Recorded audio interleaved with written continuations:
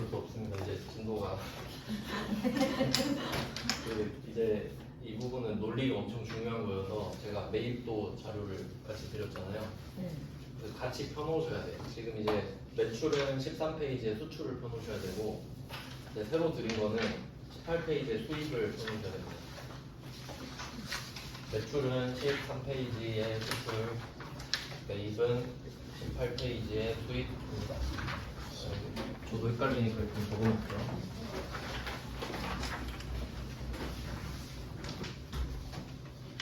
매출은 13페이지에 16번 수출, 매입은 18페이지에 55번 수입. 이렇게 두 개를 같이 딱 놓고 비교를 할게요. 이게 좀 중요하거든요. 논리상으로. 이게 이해가 안 되면 암기가 좀 힘들 수 있어가지고 일단 결과부터 말씀드리면 수출은 0%고 수입은 10%입니다. 딱 봐도 중요하잖아요. 왜냐면 둘이 딱 이름이 대응되잖아요. 수출 수입해서. 근데 둘이 아예 성격이 다르잖아요. 그렇기 때문에 같이 정리를 해야 됩니다. 그럼 이게 뭐부터 시작을 하는지 볼게요. 일단 국가가 두 개가 나와야 돼요. 수출국이랑 수입국 두 개를 그려볼게요. 과정을 제가 좀 그려드리겠습니다. 수출국, 수입국 이렇게 해보죠. 그러면 지금 나라가 두 개가 나오는 거예요. 그냥 뭐 예를 들어서 국가 하나에 수출국이 국가 하나에서 예를 들어 A랑 B랑 거래를 한다고 하면 둘 다 같은 나라 소속이기 때문에 국가가 통제를 할 수 있죠. 네가 A가 B한테 물건을 팔면 부가세를 B한테 걷어서 나한테 줘. 뭐 이런 식으로 말을 할 수 있죠. 근데 문제는 국가가 두 개면 우리나라가 저 나라한테 이래라 저래라 못 하잖아요. 이제 그게 문제인 거예요. 근데 뭐 수출을 한다고 가정해 볼게요. A 좀 회사가 많이 나와야 되는데 A라는 회사가 있고 B라는 회사가 있습니다.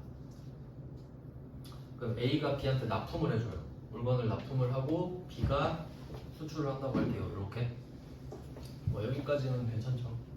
A가 물건을 납품하고 B가 수출을 한다. 자, 그럼 이쪽은 수입을 하는 거잖아요. 이쪽은 수출을 하는 거고. 그럼 이제 여러분의 상식을 이제 동원을 하면 우리가 만약에 수입을 한다고 하잖아요. 그럼 물건이 세관에 도착해요.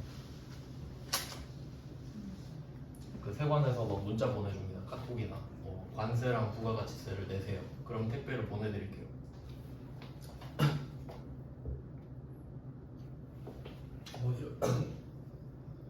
이런 식입니다. 잠깐만요.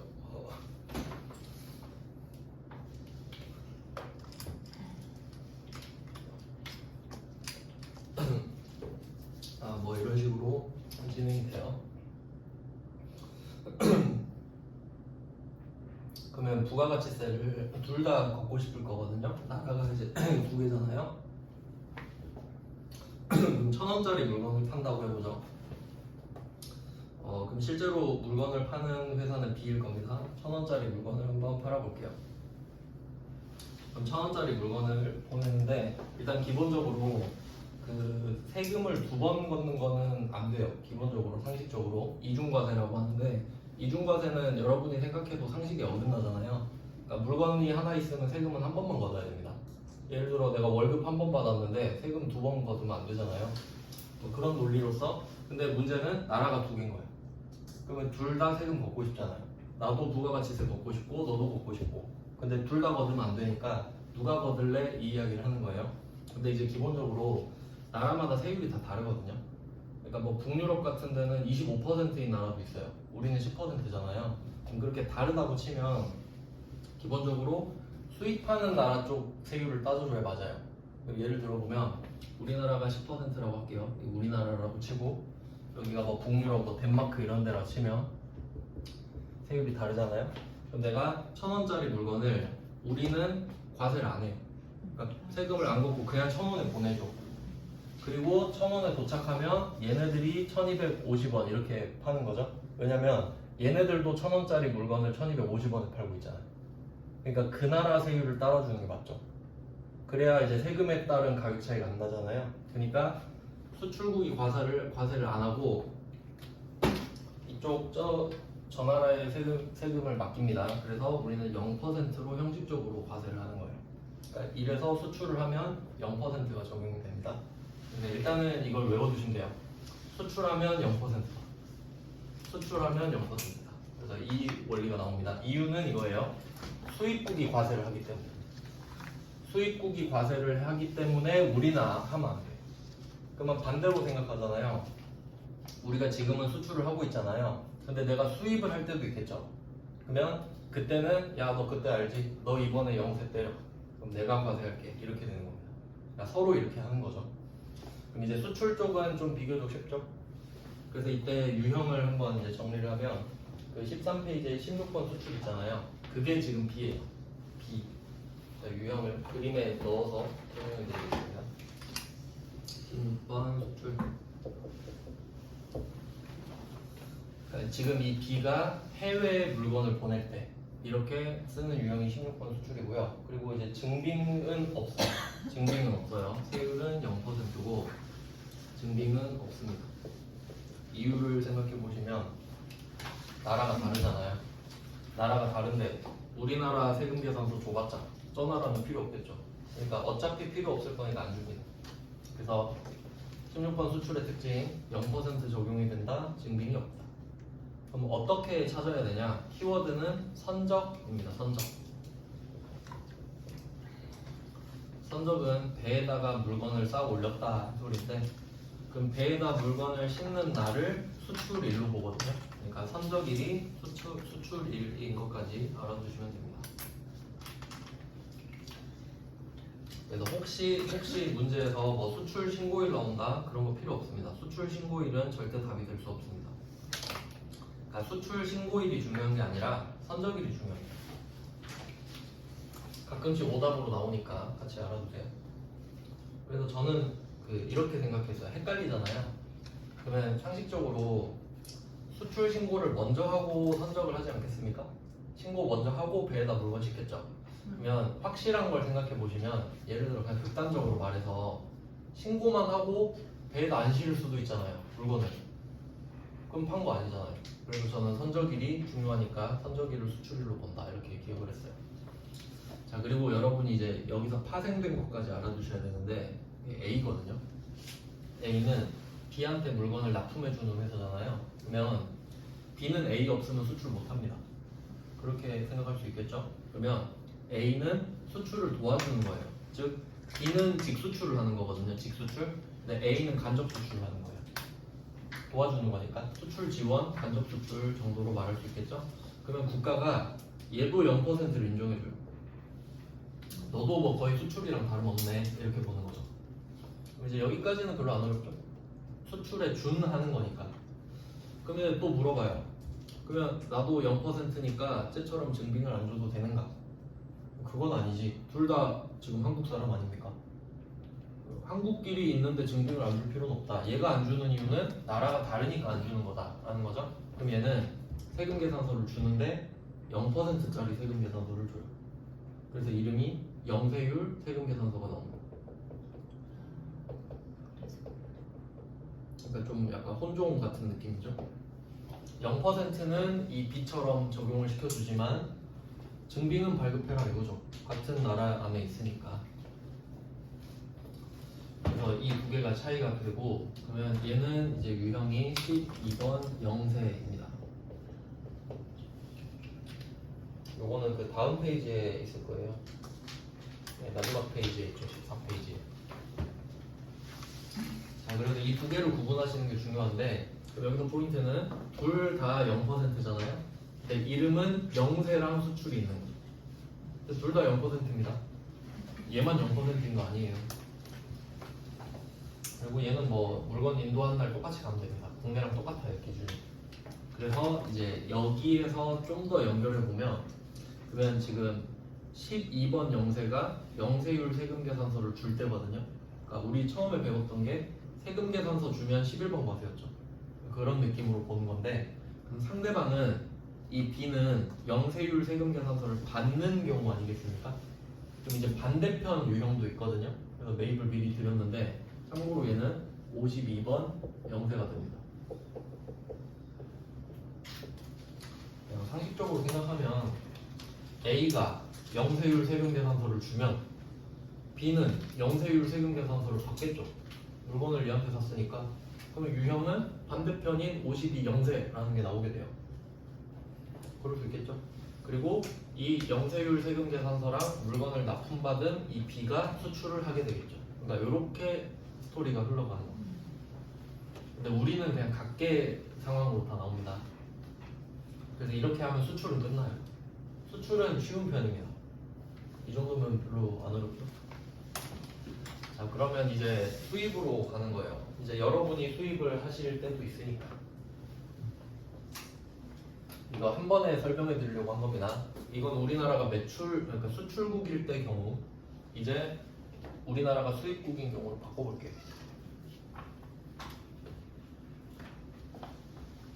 뭐 그냥 형식상 세율을 바꿔서 쓸게요. 별로 필요는 없는데 우리나라가 이제 수입국이니까. 아, 그리고 또 중요한 게 있다. 또 쓰셔야 될 게, 뭐 선정일 같은 경우는 시험에서 막 물어보진 않으니까 참고로 알려드린 건데, 거래처까지 좀 적어볼게요. 거래처. 요새 거래처의 디테일 신경을 많이 쓰더라고요. 자, 그럼 얘는 이제 거래처가 누구냐면 B의 거래처는 C입니다. 여기까지도 뭐 별로 어렵진 않죠. 그러니까 A는 거래처가 B인 건 확실하잖아요. A의 거래처는 B, B의 거래처도 A입니다. 이 거래에 대해서는. 근데 B가 C한테 수출을 하는 경우에는 C한테 물건을 팔 생각이잖아요. 그러니까 B는 C를 거래처라고 씁니다. 당연하죠. 그럼 이제 수입국으로 넘어가는 거예요. 그럼 이제 우리 C가 돼볼게요. 물건을 사요. 그러면 이 부분이 이제 좀 복잡해지는데, 그러면 C가 B한테 연락을 하는 겁니다. 물건을 나한테 하나 팔아달라고, 1,000원짜리. 그럼 일단 연락을 하겠죠? 그러면 이제 B가 하는 말이 이거예요. 1,000원을 입금해라. 일단 1,000원 입금해라. 그러면 얘가 1,000원을 뭐 어떻게든 주겠죠? 언젠지 어떤 수단인지 모르겠는데 1,000원을 입금을 해요. 그리고 물건을 보내주는 겁니다. 이런 상황이에요. 그럼 이 나라는 0%로 보냈겠죠? 그리고 우리나라에서 이제 세관에서 부가가치세를 걷는 거예요. 그러니까 여기서 우리가 물건을 직구하면 관세도 내고 부가가치세도 내는 겁니다. 세관장이 대신 걷거든요. 그럼 이때 세관장이 물건을 딱 받았죠. 1,000원짜리 물건. 그리고 이제 나한테 물건을 주려고 하는 거예요. 그리고 하는 말이 100원 내놔라. 그리고 한번 생각해 보세요. 여러분이 국내에서 1,000원짜리 물건을 사면 1,100원을 사야 되죠. 근데 지금 수입했는데 1,000원짜리 1,000원밖에 안 냈죠. 이제 형평성이 안 맞잖아요. 국내에서 사도 1,000원이고 수입하는 것도 1,000원, 그러니까 1,000원인데 둘 다 100원을 붙여야 된다 이거지. 그러니까 세관장이 대신 100원을 걷어내요. 그러면 1,000원짜리 물건을 1,100원에 산 게 되죠. 원래 국내에서도 1,100원을 사야 되잖아요. 그리고 또 중요한 거는, 근데 국내에서는 1,000원짜리 물건을 1,100원에 사지만 세금계산서를 받아 놓으면 결국 100원 돌려받죠. 그럼 이 논리도 똑같이 적용돼야 되잖아요. 100원을 그럼 내겠는데 이 말을 할 수 있겠죠? 그럼 세금계산서 달라. 왜냐면 지금 이 B한테 물건을 받았을 때 얘가 증빙을 안 주잖아요. 증빙을 안 주죠? 이게 세금계산서가 두 가지 역할이 있거든요. 참고로 그냥 이거는 시험엔 안 나오는데, 세금계산서가 뭐 이렇게 생겼다고 하면 두 가지 기능이 있어요. 세금계산서가. 첫 번째는 이 100원 있죠. 100원은 100% 환급받습니다. 그러니까 세금계산서를 안 받으면 1,100원 내고 끝난다는 소리지. 근데 세금계산서를 받으면 1,100원을 냈지만 100원은 100% 환급받는 거죠. 엄청 중요한 기능이죠. 꽁돈이잖아요, 꽁돈. 자, 그리고 이 1,000원은 비용 처리가 돼요. 세법상, 뭐 법인세나 그 소득세법상 증빙 안 받으면 비용 처리가 안 되는 경우도 있고 가산세 내야 되는 경우도 있거든요.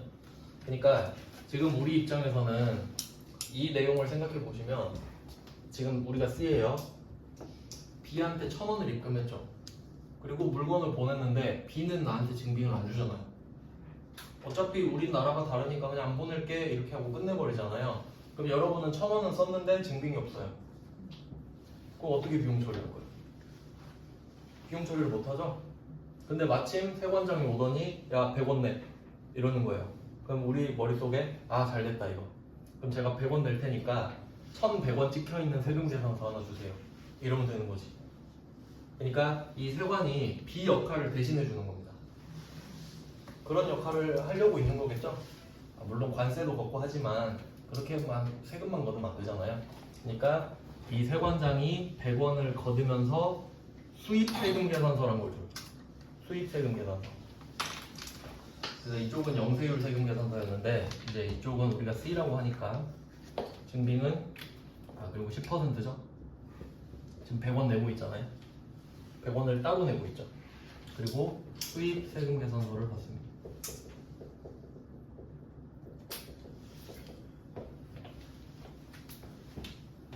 그래서 이런 차이가 생겨요. 그러면 우리가 B일 때도 있고 C일 때도 있을 거 아니에요? 시험 문제에서. 그러면 B가 나오면 수출은 0%, 수입은 10%예요. 그리고 또 특이한 게 뭐냐면 자 C가 B한테 물건을 사고 있는 거잖아요. 근데 거래처가 세관이에요. 여기서는 거래처 B라고 쓰면 안 됩니다.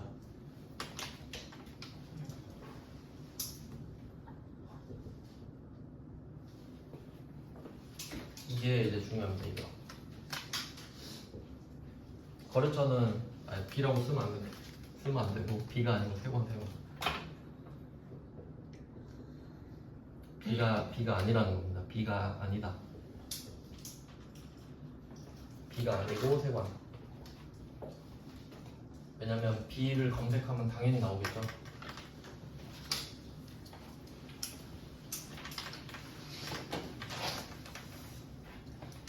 그러면 이제 다시 좀 정리를 해보면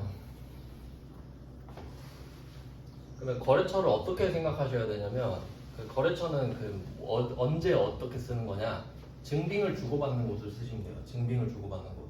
그러니까 우리가 상식으로 물건을 팔면 상식으로 문제를 풀면 내가 C라고 했으면 B한테 물건을 수입했으니까 그냥 거래처 B 아니냐 이렇게 생각하는 거잖아요. 근데 B는 나한테 증빙을 안 줬어. 증빙을 준 건 세관장이죠. 세관장이 B를 대신해서 준 거잖아요. 그럼 나한테는 그게 중요한 거예요. 누가 증빙을 줬는지가 중요한 거예요. 그리고 또 그 분계를 할 때 보면은 이 거래만 쓰는 거거든요. 내가 세관장한테 100원을 내고 수입세금계산서를 받는 게 한 문제로 나오는 거예요. 근데 이게 중요해요. 1,000원을 입금하는 거 있죠. 1,000원은 B한테 입금하죠. 이게 포인트거든요. 그러니까 돈을 두 번 내야 되잖아요, 우리는. 근데 따로 내요. 1,000원은 B한테 내고 100원은 세관한테 내요. 그래서 문제에서 이 1,000원 입금하는 건 하지 말라 그래요. 왜냐면 이 두 개는 별개의 거래니까. B한테 1,000원 주는 거랑 세관한테 100원 주는 거는 별개의 거래죠. 대상이 같지 않잖아요. 그러니까 이 1,000원짜리 거래는 하지 말라 그래, 말해서. 문제 낼 때. 그러니까 우리는 이 문제 나오잖아요. 부가가치세만 내고 끝나요. 부가가치세만 내고, 그러니까 10%만 내고 110% 증빙을 받는 거지. 왜냐면 100%는 이미 따고 뭐 아직 안 냈든가 이미 냈든가. 그 두 개가 구분돼 있어서 그렇습니다. 그래서 이제 수입 유형이 나오면, 그래서 제가 적어놨죠? 18페이지 수입. 미리 지금 같이 말씀드리려고. 그래서 첫 번째 포인트, 거래처 세관. 거래처 무조건 세관. 왜냐면 문제에서 두 개 나올 거 아니에요. B한테 수입했다. 세관장한테 수입세금계산서 받았다. 그럼 B 써서 틀리는 분들이 있을 거란 말이죠. 세관장을 거래처로 쓰셔야 됩니다. 첫 번째 포인트. 중요합니다. 그 다음에 두 번째는 부가가치세만 낸다. 부가가치세만 냅니다.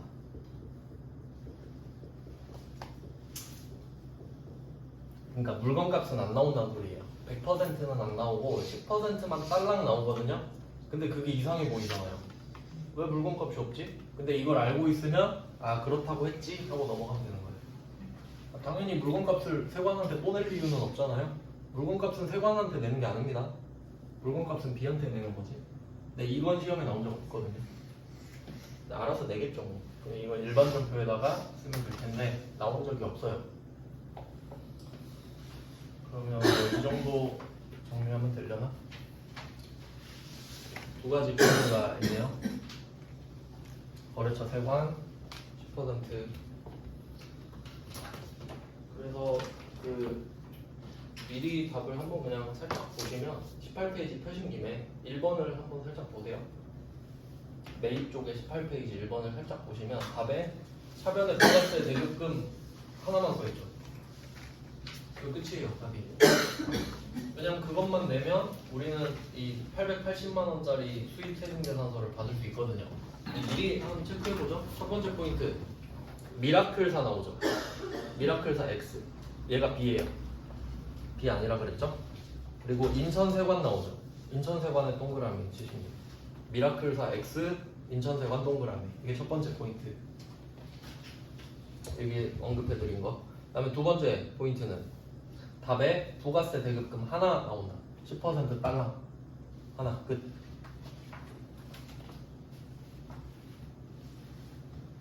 그리고 문제 두 번째 줄에 이것까지 체크할게요.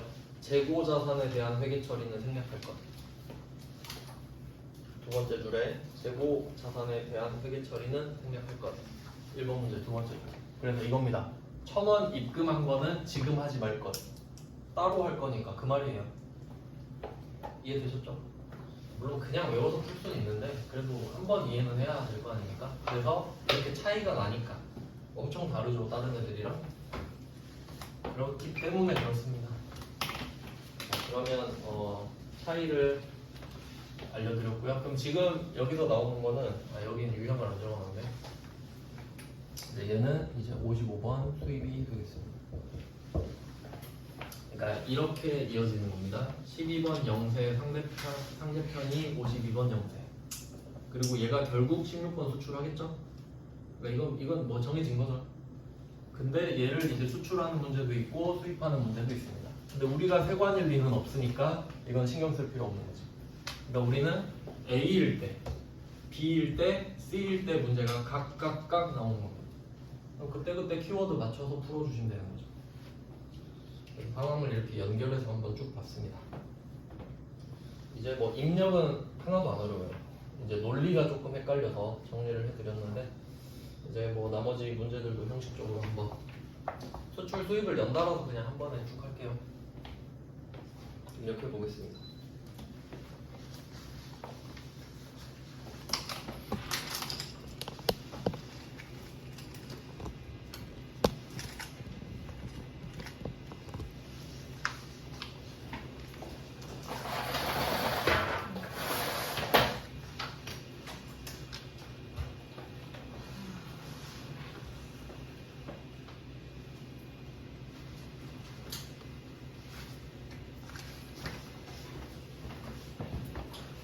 그럼 매출의 13페이지로 가셔서 수출부터 한번 해보겠습니다.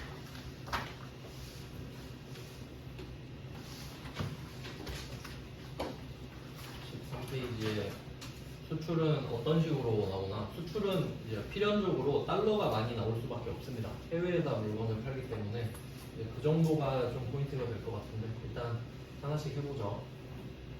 1번 문제부터 볼게요.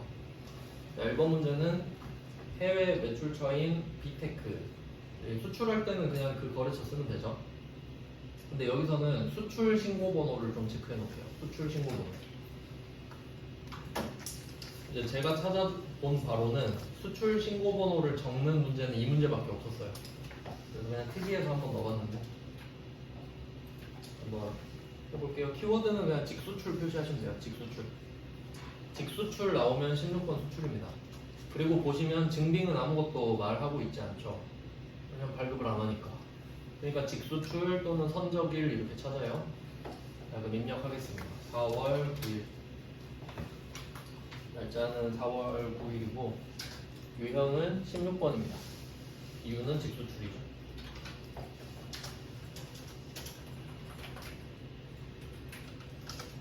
네, 수출은 수출.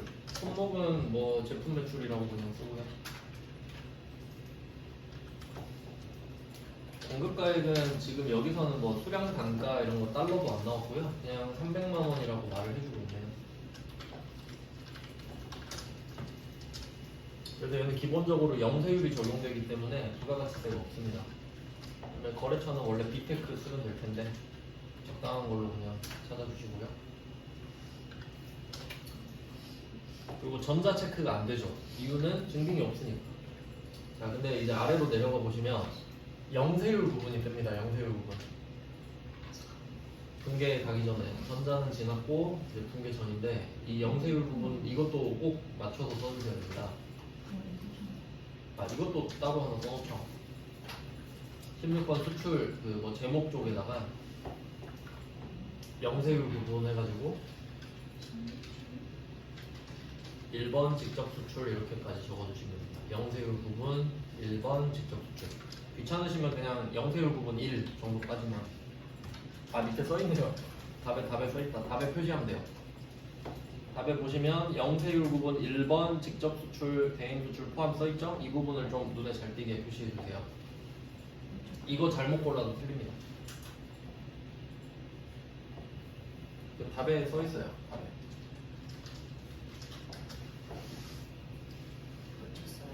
아, 그 분홍 색깔 왼쪽 있죠? 분홍 색깔 왼쪽 클릭해 보시고 말풍선 네. 거기에요. 그래서 1번을 골라주시면 되겠습니다.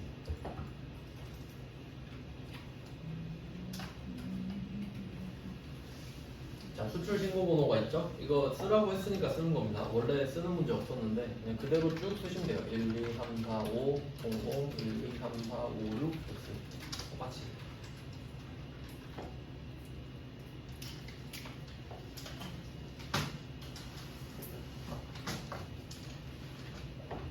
자, 쓰시고 분계는 뭐 똑같이 하시면 됩니다.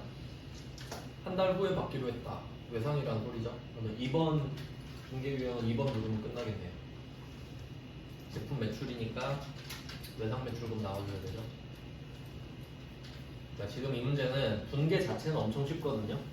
근데 그냥 수출 신고 번호를 입력하게 하고 싶어서 낸 문제 같아요. 이런 건 이제 틀리시면 안 되고요.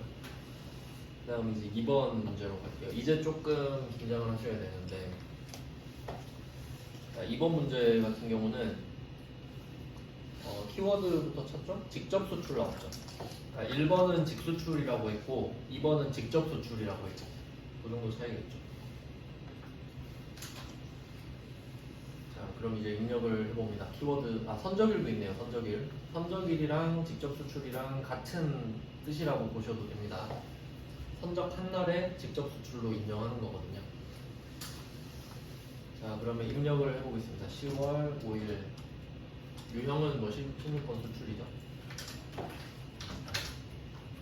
그리고 제품 팔았다고 하니까 똑같이 제품 매출. 근데 여기서는 수량과 단가가 나옵니다. 이게 조금 헷갈리실 수 있으니까 정리를 좀 해봅시다. 자, 정리를 해드릴게요. 어떻게 된 거냐면 이제 그 판매 가액을 한번 생각해 보면 공급 가액이라고 해야겠죠. 우리는 이제 부가가치세니까 공급 가액은 이렇게 나옵니다. 수량 곱하기 단가 맞죠? 얼마짜리를 몇 개를 팔았느냐 곱하면 내가 판매한 가격이 되지 않겠습니까?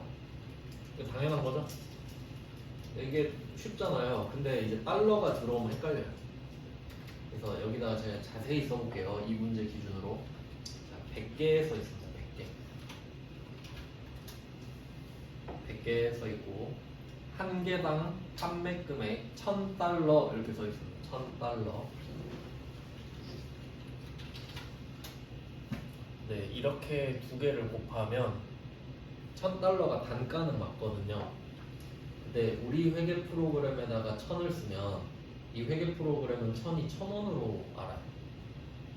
제가 이게 달러인지 원화인지 어떻게 알겠어요? 그러니까 나는 알지 이게 $1000라는 걸. 근데 오늘 환율이 보니까 1000원이에요.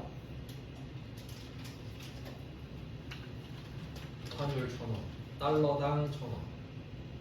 상황이 이겁니다. 3개 곱해야 돼요. 근데 우린 2개를 곱해요. 1000을. 그럼 어떻게 된 거냐면 수량은 주가가 달라도 상관없죠. 미국에서는 뭐 100개가 200개 되고 그런 거 아니잖아요. 그러니까 수량은 안 변해. 근데 단가 있죠, 단가. 이게 그걸 곱해줘야 되는 거야. 그러니까 $1000를 받았어. 근데 지금 달러당 1000원이에요. 그럼 1달러가 1000원인데 1000원짜리가 1000개 있는 거잖아요. 그럼 우리는 100만 원짜리 물건을 판 거 아닙니까? $1000가 지금 달러당 1000원이니까. 그러니까 이렇게 정리를 해주셔야 돼요. 그러니까 칸이 따로 있으니까 우리는 이거를 수량은 100개를 적고 단가에는 100만 원을 적자 이거죠. 그럼 지가 이걸 둘이 따로 곱할 거야, 컴퓨터가. 그럼 이게 지가 1억을 만들어 줄 겁니다.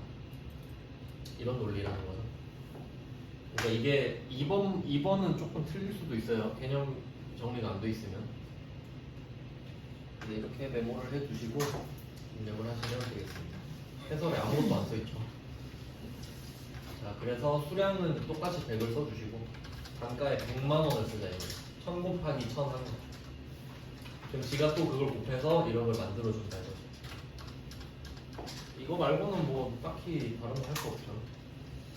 뭐 거래처는 뭐 써있는 거 어차피 우리한테는 없죠. 아무거나 골라주시고 영세율 부분 꼭 골라주셔야 됩니다. F2번에서 1번. 수출 신고 번호 지금 이 문제는 생략한다 그랬죠. 그러니까 그냥 엔터 치고 넘어가는 겁니다. 그러니까 1번처럼 원래 있으면 써야 되는데 2번은 쓰지 말라고 했으니까 생략하는구나, 이렇게 세트로 기억하셔야 된다는 거죠. 자, 그리고 이제 분계는 보통 예금으로 받았으니까 혼합밖에 안 되죠. 혼합 가셔서 밑에 차변 만들고 보통 예금입니다. 그러니까 얘네들은 일부러 답을 되게 쉽게 줘요. 왜냐면 분계를 물어보고 싶은 게 아니고 다른 걸 물어보고 싶거든요. 방금처럼 뭐 곱하는 거 아느냐, 아니면 유형 뭐 골라야 되는지 아느냐, 이런 거 물어보고 싶기 때문에 일반 전표보다는 아무래도 난도가 낮은 건 사실입니다.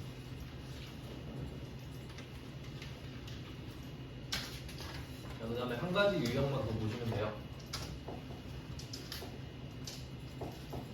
자, 세 번째 겁니다.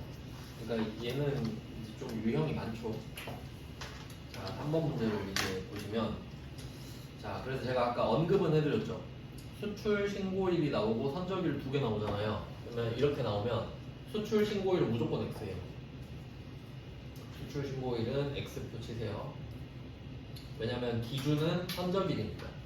그래서 실제로 보시면 오늘 날짜가 10월 30일로 돼 있는 이유도 선적일이라서 그래요. 그러니까 날짜 같다고 뭐 연결해 두셔도 되고. 그러니까 선적일에 분계를 하는 거예요. 쉽게 말하면. 그러니까 1번, 2번도 다 선적일인 거지. 이렇게 이해하시면 조금 더 좋겠죠. 자, 그리고 여기서 밑에 표를 보시면 날짜가 3개 나왔고 달러가 3개 나왔잖아요, 환율이. 그러면 첫 번째 제껴야 될 거, 제가 수출 신고일 X치라고 그랬죠. 그러면 그 날짜는 안 중요하니까 그 날짜 환율도 안 중요하겠죠. 그러면 통째로 X표 치세요. 10월 25일 1380원 X. 이유는 수출 신고일은 기준일이 아니에요. 안 중요하니까. 그러니까 이거는 그냥 암기죠, 암기. 지식형 문제입니다. 그 다음에 두 번째, 오늘이 10월 30일인데 11월 3일의 환율도 써있죠. 이거는 그냥 패턴인데, 이런 식으로 오늘 10월 30일인데 막 오늘 이후에 환율 줄 때 있잖아요. 무조건 X표 치시면 됩니다. 알 수가 없죠. 미래 환율을 어떻게 알겠어요? 그러면 공부 안 해도 되죠. 미래 환율 알고 있으면. 자, 그러면 결국 남는 게 오늘 환율밖에 없죠. 1,400원. 그러니까 이 1,400원 있잖아요, 3번에. 그 1,400원이 2번 문제의 1,000원이에요. 기준환율 1,000원. 연결해주세요. 2번에 기준환율 1,000원 이거랑 3번에 10월 30일 1,400원 이 두 개 연결해주세요.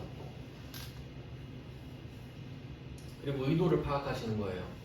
2번은 이걸 선택하라는 문제가 아니죠. 알려줬잖아요, 그냥. 근데 3번은 찾아봐 이거죠. 왜냐면 2번은 수량 단가로 장난을 치고 싶었거든요. 근데 3번은 환율 고르는 걸로 장난을 치고 싶거든요. 그러니까 출제자 의도를 이렇게 잘 파악해 주셔야 됩니다. 뭘 원하는가. 그러니까 환율은 이 정도 느낌이 되겠네요. 자, 그러면 이제 답은 1,400원에다가 5만을 곱해주시면 되겠죠.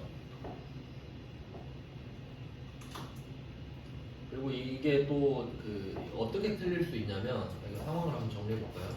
이게 처음이라 좀 생소하실 수도 있는데 상식을 좀 동원해서 푸셔야 돼요. 자, 지금 5만 달러 물건을 팔거든요. 근데 오늘이 10월 30일이고 이때 10월 30일에 보통 예금으로 2만 달러를 받았습니다. 실제로 받았어요. 그리고 11월 3일에 3만 달러를 받기로 한 거죠. 그러면 이 문제만 보고 그냥 풀잖아요. 상식 없이 풀잖아요. 그럼 당연히 2만 달러는 10월 30일의 환율을 곱해야 되겠고 3만 달러는 11월 3일의 환율을 곱해야 되는 거잖아요. 근데 오늘은 10월 30일이죠. 그럼 11월 3일 환율을 내가 어떻게 알지? 알 수가 없잖아요. 상식적으로 생각하시면. 근데 선적일의 분계는 끊어야 되거든요. 그러면 3만 달러는 아직 못 받았잖아요. 그럼 우리가 할 수 있는 건 오늘 환율로 계산하는 것밖에 없습니다. 그러니까 쉽게 말하면 2번은 그냥 계산식을 한번 비교해 볼게요. 2번 문제는 그냥 곱하면 끝났죠. 100 곱하기 1000 곱하기 1000 이렇게 하면 끝났잖아요. 왜냐면 오늘 돈을 다 받았으니까. 그렇죠? 고민할 거 없죠? 근데 3번 문제는 고민이 되죠. 근데 결과적으로 어떻게 되냐면 3번 문제는 2만 달러는 지금 이미 받았어. 근데 3만 달러는 아직 못 받았잖아요. 근데도 그냥 오늘 환율로 계산해요. 못 받아도 상관없어요. 왜냐면 오늘 환율밖에 모르잖아요. 그러니까 답이 1,400 이렇게 됩니다. 이게 포인트예요. 못 받은 돈까지 오늘 계산하는 거. 왜냐면 오늘 분계를 해야 되거든요. 그래서 최선이 오늘 환율을 쓰는 거기 때문에 답은 이렇게 돼요. 그래서 밑에 이렇게 하나씩 써볼까요? 보통예금에다가 2만 곱하기 1,400 이렇게 써놓을게요. 그리고 외상매출금에다가 3만 곱하기 1,400 이렇게 써놓을게요. 그리고 제품매출에다가 5만 곱하기 1,400 이렇게 쓸게요. 당연히 이게 합이 맞겠죠? 2만, 3만, 5만 이렇게.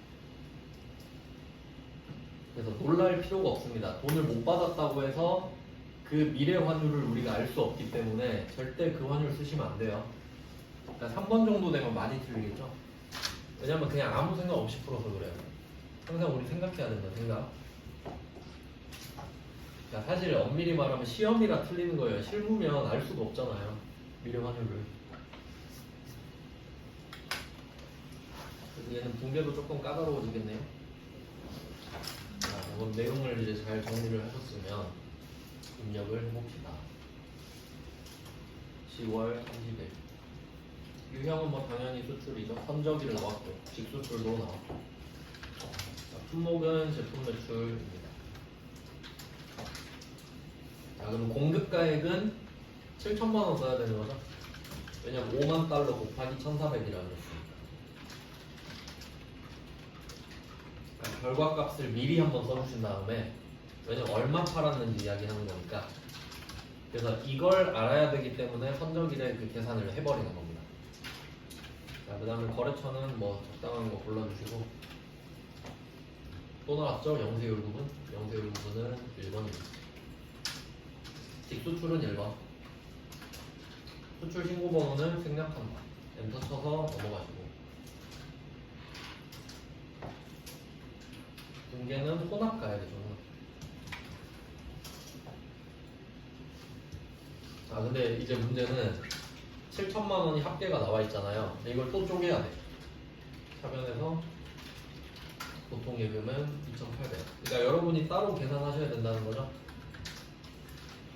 차변에 보통 예금 2,800 넣고, 그리고 또 외상 매출금까지 넣어주셔야 됩니다. 그러니까 7,000을 합쳐서 위에다 적어 놓으신 다음에 요거를 또 쪼개야 돼. 두 개로. 굉장히 번거롭죠. 그래서 제가 하나씩 적으라고 말씀드린 거예요. 그래서 수출은 이 정도 하면 충분히 대비가 되지 않겠나 싶습니다. 2번, 3번도 솔직히 좀 어려운 편에 속하는 거예요. 앞에서는 거의 다 암기였잖아요. 수출을 봤더니 이제 다음 마지막 유형은 영세.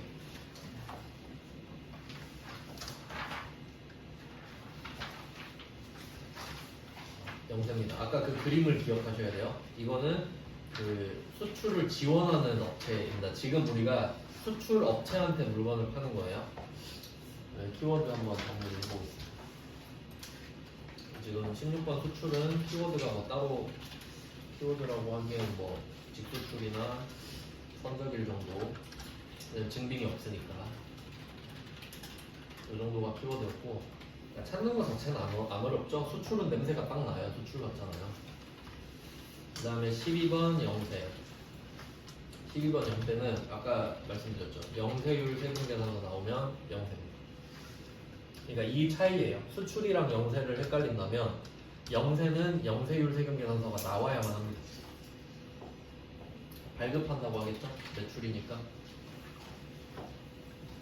그래서 뭐 대충 훑어보시면 뭐 이런 것들이 나오는데요. 그리고 이제 같이 나오는 게 있어요. 같이. 이건 뭐 정리를 따로 해주셔도 되고 안 하셔도 틀리진 않는데, 문제는 같이 나오는 서류가 있거든요. 서류가 내국신용장 또는 뭐 구매확인서 이렇게 언급을 그냥 해요. 근데 몰라도 틀리진 않아요. 왜냐면 어차피 여러분은 영세율 세금 계산서만 있어도 답을 맞출 수 있기 때문에. 근데 이거를 말씀드리는 이유가 뭐냐면, 이거 그냥 듣기만 하세요. 그 윗단계 있잖아요. 세무 1급, 전산세무 1급 기준으로 저는 말씀을 드리면 세무 1급에 이런 문제를 냈어요. 내국 신용장에 의해서 물건을 팔았다. 적절한 증빙을 발급하였다. 이게 문제였어요. 영세율 세금 계산서라고 말을 안 해주는 거예요. 그러니까 이 둘이 세트인 거 아냐 물어보고 싶었던 거지. 근데 우리한테 그렇게 안 내는데 실무에선 그렇게 적용이 되기 때문에 그냥 참고로만 말씀드립니다. 여러분은 모르셔도 절대 안 틀려요. 절대로. 영세율 세금 계산서만 찾으셔도 돼요. 그러니까 그냥 표시만 해주셔도 됩니다. 1번에 보시면 첫 번째 줄에 내국신용장 있죠.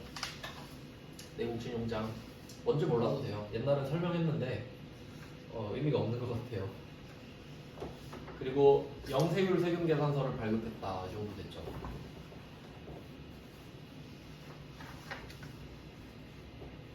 이번 문제는 구매 확인서가 나왔고, 역시 영세율 세금 계산서 발급했다 나옵니다. 그러니까 둘이 세트라는 것만 알아두시면 돼요. 같이 나오는구나. 그 다음은 3번 문제입니다. 3번은 이제 여러분 입장에서 좀 어려울 수도 있는데 고치는 문제입니다. 그래서 밑에 수정 후에다 영세를 체크해 주시면 돼요. 수정 후에 영세. 수정 전은 수출로 돼 있죠. 그러면 왜 그러냐, 왜 그렇게 됐냐 보니까 3번은 두 번째 줄에 내국 신용장 나왔죠. 내국 신용장 영세율 세금 계산서 또 나왔지 않습니까? 그러니까 이거 나왔으니까 수출이 아니라 12번 영세로 바꿔라 이 말이네요.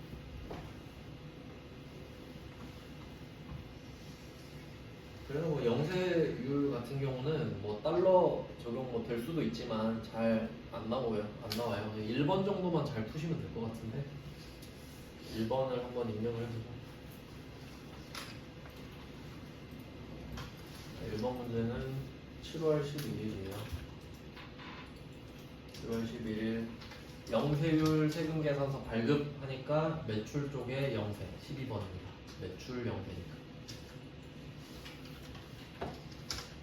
품목은 똑같이 제품 매출 쓰면 되겠죠.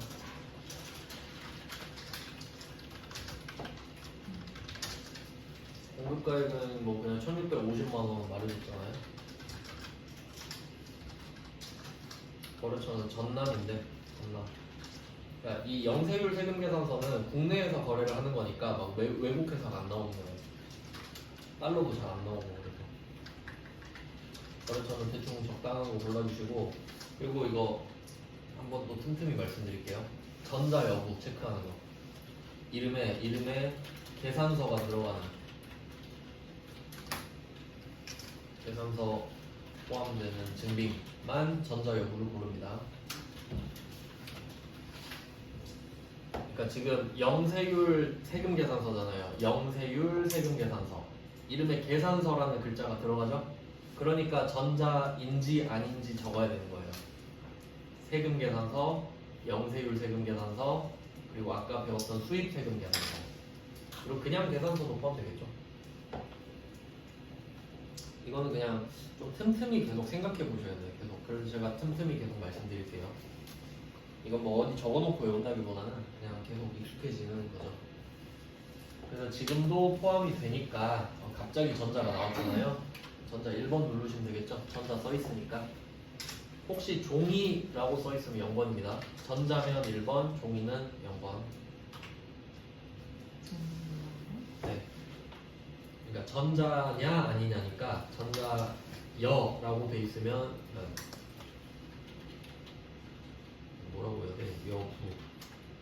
이것도 가끔 나와요. 함정에 빠질 수 있습니다. 그러니까 전자 나오면 1번, 종이 나오면 0번이다. 뭐 두 개밖에 없으니까요, 형태가. 그냥 그렇구나 하면 되겠죠.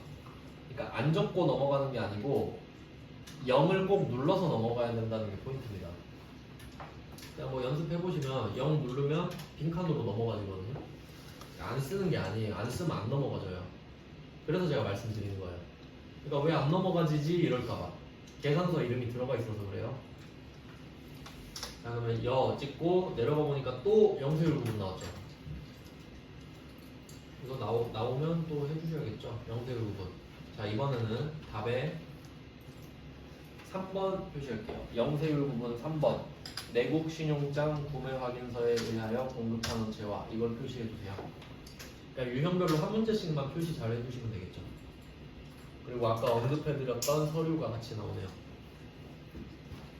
자, 수출은 1번, 영세는 3번 이렇게 세트로 기억하시면 되겠습니다. 서류 번호는 생략하라고 돼 있으니까 넘어가면 되겠죠. 그냥 엔터 치시면 되겠죠. 자, 이제 분계입니다. 분계는 이제 제가 항상 강조했던 계약금은 반드시 나온다고 생각하는 게 편하다. 그럼 지금 매출 같은 경우는 대변이 정리가 끝나 있거든요. 그래서 이 차변만 정리하면 된다. 이걸 이용해서 이것도 좀 틀릴 확률이 있겠네요. 지금 이 문제 보시면 계약금이라고만 나왔죠. 이건 좀 마음에 드네요. 자, 생각을 합시다. 요거 따로 밑에 메모를 좀 해주셔도 좋을 것 같아요. 지금 그 영세율 세금 계산서를 발급했잖아요. 그러니까 발급했다는 말 자체가 매출이라는 소리죠. 이런 거 이제 좀 잘 생각하셔야 돼요. 내가 증빙을 줬다는 것 자체가 물건이랑 증빙을 같이 줬다는 거잖아요. 그러니까 발급하면 매출이에요. 여기까지 이해되셨죠? 자, 근데 여기서 계약금이 나옵니다. 계약금. 그럼 이 계약금은 매출 계약금이죠. 당연한 거죠. 지금 매출이니까 갑자기 매입 계약금 이야기하진 않을 거 아닙니까? 그럼 이 계약금은 매출 계약금이구나. 이거 안 알려주잖아요. 지금 이거 찾으란 소리예요. 자, 발급으로 매출 계약금인 거 찾아라. 그래서 이 문제가 저는 좋은 이유가 선수금이라고 언급하지 않았잖아요. 그러니까 좋은 문제야. 이런 게 시험장 가면 이런 거 보면 진짜 당황합니다. 그럼 생각해 볼까요? 내가 물건을 파는데 계약금을 미리 받죠. 그래서 선수금이에요. 물건을 팔아야 되니까 돈을 받을 거 아닙니까? 그러니까 이렇게 연결되는 거지. 결국 매출이니까 숫자가 들어와야 된다. 내가 물건 팔 거니까 돈 수금해야죠. 수금. 내가 물건 팔면서 돈 줄 수는 없잖아요. 그러니까 선수금 나오는 거 기억하셔야 돼요. 그러면 혹시 헷갈리실 것 같으면 매입 계약금은 반대로 생각해봐요. 내가 물건을 살 거야. 돈을 줘야죠. 성급금이겠죠. 매입 계약금은 성급금이다. 이게 약간 외운다라기보다는 생각해보는 거죠. 계속 사면 돈을 줘야 될 것 같은데 그럼 먼저 줘야겠다. 성급금. 이렇게 이름이 나오는 거. 지금 파니까 돈을 받았겠구나. 그러면 이 이름만 생각하시면 매출 쪽은 또 이렇게 기억하시면 좋아요. 요령까지 알려드리는 건데 여러분이 매출 유형을 골랐잖아요. 그러면 매출을 고르는 순간 대변은 완성돼 있다라고 생각하시면 돼요. 왜냐면 오른쪽은 이미 끝나 있어요. 매출을 찍는 순간. 이건 외우셔도 좀 편해요. 실제로 답 보시면 우리가 지금 매출 요형하고 있는데 대변은 답이 다 정리되어 있지 않습니까? 그러니까 선수금만 찾으면 얘가 차변인 거지. 그러니까 우리는 차변만 완성하면 돼요. 대변은 이미 완성이 돼 있기 때문에 차변만 작성하면 됩니다. 그러니까 선수금을 차변을 쓰면 되는 거죠. 그래서 1번 문제가 굉장히 좋다고 생각해서 넣어놨어요. 첫 번째 문제. 그러니까 이거는 영세율 문제가 아니라 종합 문제 성격인 거죠. 이거 입력해 보시면 7월 11일 유형은 12번, 등록은 쓰고 있었네. 그냥 공개만 해보시면 되는데 공개는 혼합 가야겠죠. 혼합 2개 이상 섞여 있으면 혼합입니다. 그래서 방금 말씀드린 대로 대변은 건드릴 필요가 없어요. 매출이니까. 그러니까 차변 가서 선수금 찾은 거 적고 금액은 500이라고 했으니까. 그리고 또 여기서 그 계약금 500만 원을 작년 말에 현금으로 받았다. 이건 안 중요하죠? 뭘로 받았는지는 지금 안 나와요. 선수금이라는 이름만 나올 거기 때문에. 그러니까 혹시 이제 현금 이거 헷갈리실 것 같으면 500만 원은 작년 말에 현금으로 받았다. 이 현금에다가 상관없음 이 정도 써주시면 됩니다. 그러니까 이게 수표든 뭐 현금이든 어음이든 상관없어요. 왜냐면 지금 어차피 선수금으로만 나와요. 그땐 중요했겠지. 작년 말에는. 거기까지 알면 이 문제가 굉장히 완성도가 높네요. 자, 그러면 500은 못 받는다는 소리예요. 이미 받았으니까. 그럼 1150만 원 내놔 이걸 해야 되는데 그걸 어음으로 받았대요. 그럼 제품 매출이니까 받으러 온 나와야겠죠. 오랜만에 이제 복습 받으러 온. 제품 매출이니까 받으러 옴이죠. 근데 혹시 비품을 팔았다 그럼 미수금이죠. 네, 미수금 잘 틀린다 그랬죠. 그러니까 제품 매출이니까 받으러 옴. 이것도 연결해 주세요. 제품 매출이니까 받으러 옴이 되었다. 혹시 또 헷갈리실 것 같으면 비교해가지고 비품을 팔았다. 미수금 이 정도까지 계속 틈틈이 적어놓으셔야 됩니다. 이거는 좀 대놓고 외우는 게 아니라 계속 익숙해지는 과정이기 때문에 그때그때 계속 써놓으세요. 자, 뭐 1번만 잘 풀면 2번, 3번은 그냥 뭐 2번은 그냥 문구만 한번 체크해 볼게요. 2번 문제는 그 오늘이 10월 8일이죠. 10월 8일 2번 문제가. 그리고 두 번째 줄에 보시면 판매 대금은 당월 20일에 지급받는다 했으니까 12일 뒤에 뭐 2주 뒤에 받잖아요. 그럼 당연히 외상이죠. 꼭 외상이라는 문구를 써야 외상인 게 아닙니다. 그냥 오늘 못 받았다라는 뉘앙스가 있으면 외상으로 처리해 주셔야 돼요. 그리고 이것도 연결해 주세요. 제품 매출이니까 외상 매출금이죠. 제품 매출이니까 외상 매출금. 그래서 일부러 제가 1번, 2번 이렇게 해놓은 거예요. 제품 매출이니까 받으러, 제품 매출이니까 외상 매출금. 그리고 2번에도 이걸 한 번 더 써도 돼요. 강조하는 거예요. 2번 문제로 이걸 한 번 더 쓰세요. 그러니까 1번은 어음이고 2번은 그냥 외상이잖아요. 근데 비품이면 어음을 받아도 미수금이고 그냥 외상을 줘도 미수금이죠. 제일 많이 쓰이는 거예요. 그래서 강조를 해드린 겁니다. 3번은 그냥 뭐 만원, $10,000 곱하기 1,000원 하시면 되는 거고 이렇게 하고요. 면세가 한 문제 있는데 이거는 있으니까 그냥 말씀을 드리면 13번 면세. 이거는 제가 억지로 꾸역꾸역 찾았는데 자, 1번에 보시면 토지를 매각했다 되죠. 토지 매각만 표시할게요. 토지 매각. 그리고 토지에다가 이렇게 적어 놓겠습니다. 토지에다 면세 물건. 토지 위쪽에다가 뭐 면세 물건 이렇게 적어주세요. 그러니까 면세 물건 이거 왜 적는 거냐면 면세 물건을 팔잖아요. 그러면 내가 평소에 파는 물건이 과세 물건이어도 이 물건 자체가 면세 물건이니까 면세로 팔아야 돼요. 그러니까 면세가 나오는 겁니다. 그리고 이제 보시면 한 문제밖에 없긴 한데 13번 면세 키워드가 계산서 발급이거든요. 이거 표시해주세요. 그래서 두 번째 줄에 보시면 계산서라고 되어 있죠. 이거 대충 보면 전자세금계산서랑 전자계산서랑 비슷해 보이거든요. 대충 보면 시험장에선 더 그래요. 그러니까 토지라는 걸 알고 있어야 잘 보여요. 아, 토지가 면세니까 얘는 계산서로 보이는 거예요. 아는 만큼 보이니까. 그래서 답은 그리고 역추적할 수도 있습니다. 혹시 여러분이 토지가 면세인지 몰랐어요. 그럴 수도 있잖아요. 근데 계산서를 발급했다 그러죠.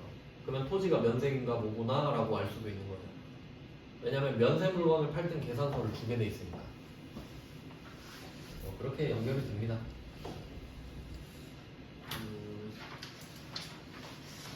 그래서 이 1번 같은 경우는 그 유형자산 처분이랑 똑같다고 볼 수도 있는데 그 앞에서 배웠던 것보다 훨씬 쉬운 이유가 뭐냐면 이제 토지는 면세니까 부가가치세가 없잖아요. 그리고 감가상각 무계획도 없어요. 그러니까 답은 되게 훨씬 편합니다. 6,200짜리를 6,500에 팔았으니까 그러면 이 13번 면세는 이것만 좀 체크를 할까요? 그 대변에 토지 써 있잖아요. 이 토지랑 차변에 미수금 보이시죠? 그럼 토지의 미수금으로 화살표 하시면 되겠죠.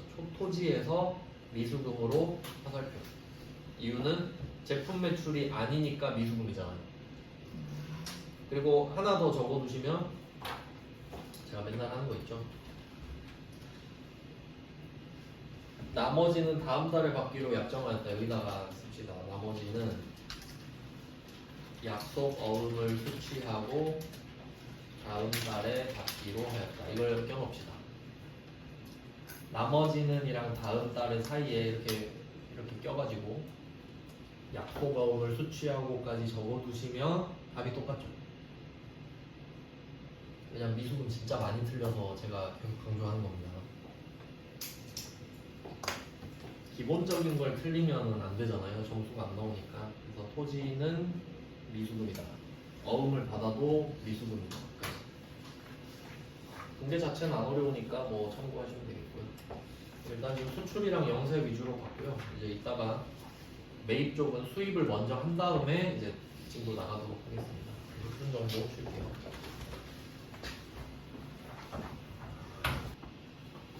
이제 이어서 수입을 먼저 할게요. 수출을 했으니까 바로 비교하는 차원에서 수입을 먼저 하겠습니다. 매입 18페이지를 보시면 됩니다. 18페이지 수입 유형이고요. 수출이랑 반대인데 아예 퍼센트 자체가 달랐죠. 그리고 키워드도 정리를 해보면 16번 수출 같은 경우는 그냥 선적 직수출 이 정도 느낌이었는데 이제 55번 수입으로 가보면 그러니까 그 매입 쪽은 50번대로 시작하거든요. 그러니까 55번 이렇게 돼 있어요. 일단 뭐 키워드는 수입 세금 계산서가 됩니다. 수입 세금 계산서를 수취했다 그러면 무조건 수입이에요. 그런 경우가 다른 경우는 아예 없기 때문에. 그리고 이 수입 세금 계산서는 세관장만 줄 수 있습니다. 세관장만 발행할 수 있어요. 그러니까 따라서 같이 나오게 되겠죠. 이 정도겠네요. 그래서 뭐 특징은 아까 알려드린 대로 그 거래처는 무조건 세관장이 나올 것이고, 그리고 부가가치세만 회계 처리를 하는 게 일반적입니다. 뭐 예외도 있긴 한데 일단 입력을 한번 해보죠.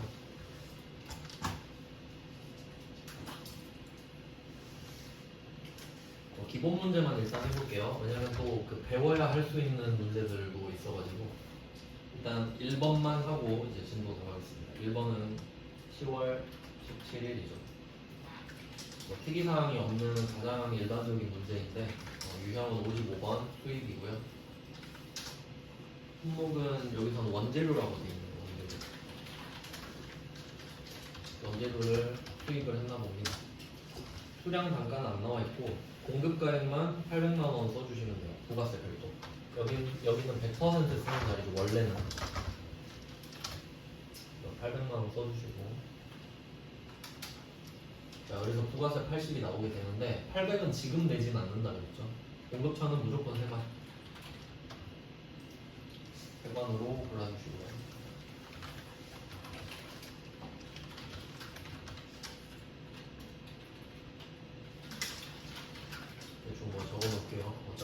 맞는 거래처가 없어가지고. 그리고 수익 세금 계산서도 이름에 계산서가 들어가잖아요. 그러니까 전자 여부를 따져줘야 되는데 뭐 당연히 전자로 주겠죠.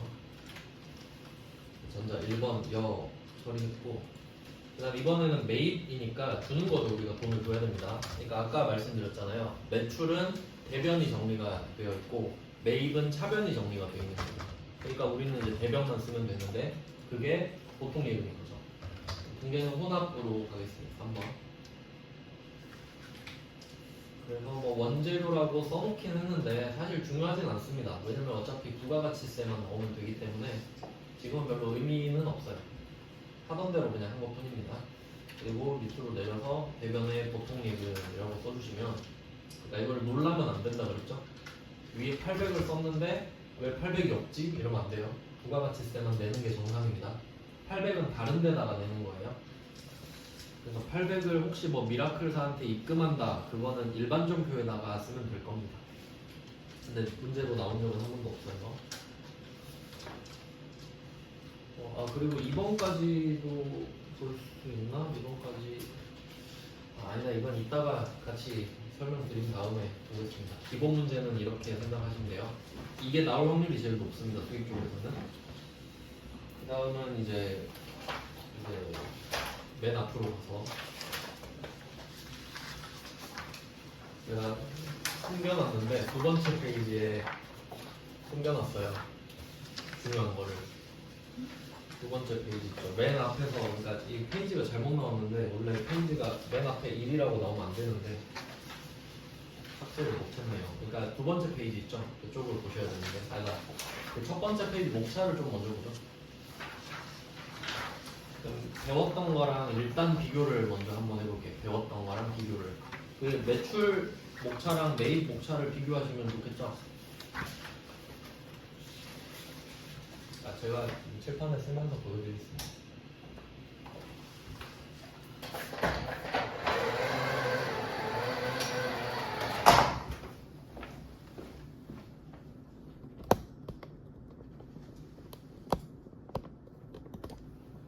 매출은 다 배우셨으니까 이제 이름은 익숙해졌고 매입이랑 먼저 비교를 한 다음에 하나씩 보겠습니다.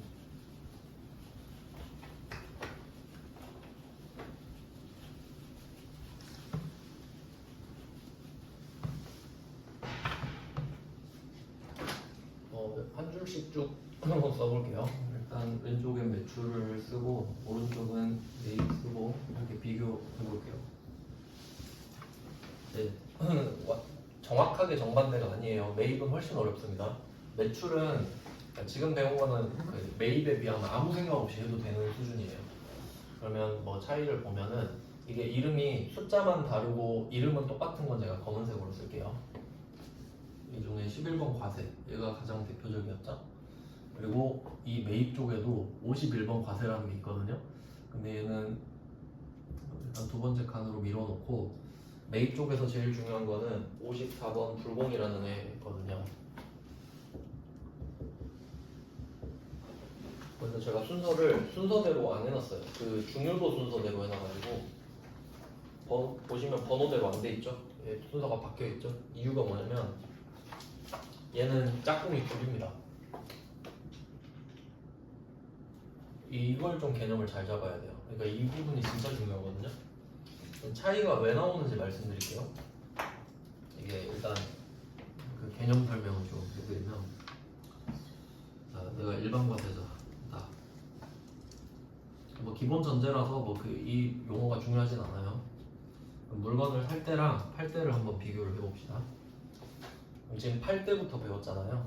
내가 1,000원짜리 물건을 팔면 1,000원짜리 물건을 파는 순간 100원을 납부해야 됩니다. 무조건 납부해야 됩니다. 그러니까 뭐 조건이 없어요. 말 그대로 1,000원짜리 팔면 100원을 납부해야 되기 때문에 우린 이 전제를 깔고 시작해요. 그러니까 일단 납부는 정해져 있는데 그 안에서 어떤 증빙을 줬냐 이것만 달라지는 거죠. 그러니까 매출은 좀 안 어려웠죠. 그러니까 매출은 증빙 이름만 맞추면 되는 거예요. 근데 이제 매입은 논리가 또 추가돼요. 이번엔 내가 1,000원짜리 물건을 사볼게요. 1,000원짜리 물건을 사고 100원을 냈겠죠? 그럼 우리는 이제 이걸 돌려받아야 되잖아요. 그러니까 1,100원을 냈지만 100원을 돌려받아야 결국 1,000원에 상계되지 않습니까? 그럼 이걸 무조건 돌려주냐? 그게 아니에요. 얘는 무조건 납부였죠. 말 그대로 조건이 없다는 소리예요. 근데 얘는 엄청 많아요. 그냥 지금 필요한 것만 보면 일단 적격 증빙을 수취했느냐,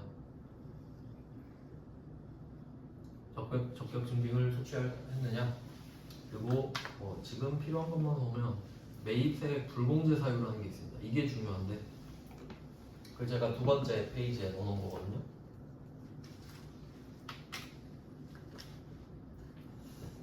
이 부분이 진짜 중요해요.